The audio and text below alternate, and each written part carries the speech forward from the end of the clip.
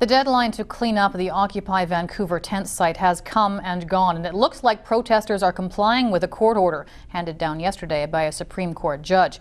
Protesters had till 2 this afternoon to remove all tarps and space out tents before a fire inspection. Occupy Victoria protesters camped out in Centennial Square aren't the only ones raising their voices and taking a stand.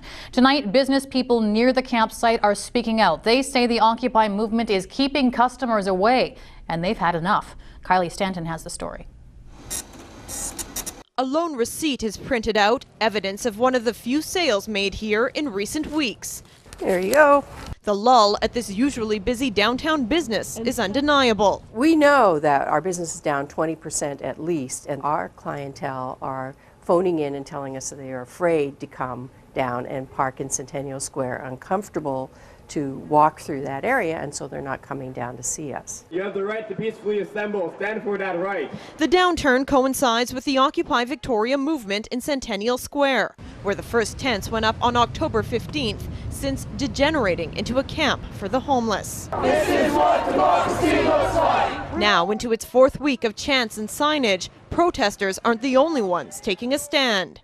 There is unquestionably growing apprehension about what this impact will be on ensuring that the downtown is perceived by the general public as that truly and always appealing and safe destination for people to enjoy. In order to accommodate the civic festivities, the City of Victoria has pegged November 26th as the deadline. What we've got here is this lower level of Centennial Square adjacent to the McPherson Theatre, which will be used for the ice rink.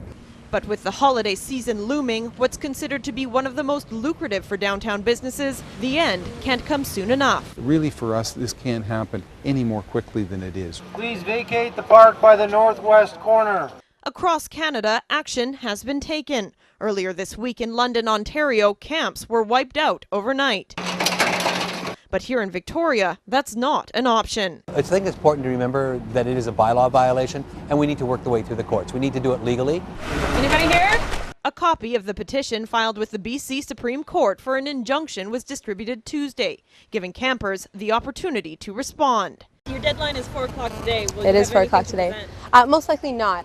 Again, because of the short amount of time and the lack of professional representation that we have, we're unfortunately being sort of bullied or pushed into this last-minute exchange. Today I'm going to be making some signs. Despite the challenges, protesters committed to the cause are not giving up. Instead, working to separate themselves from the emerging trend. We just want to make sure that this space is a clear drug-free zone.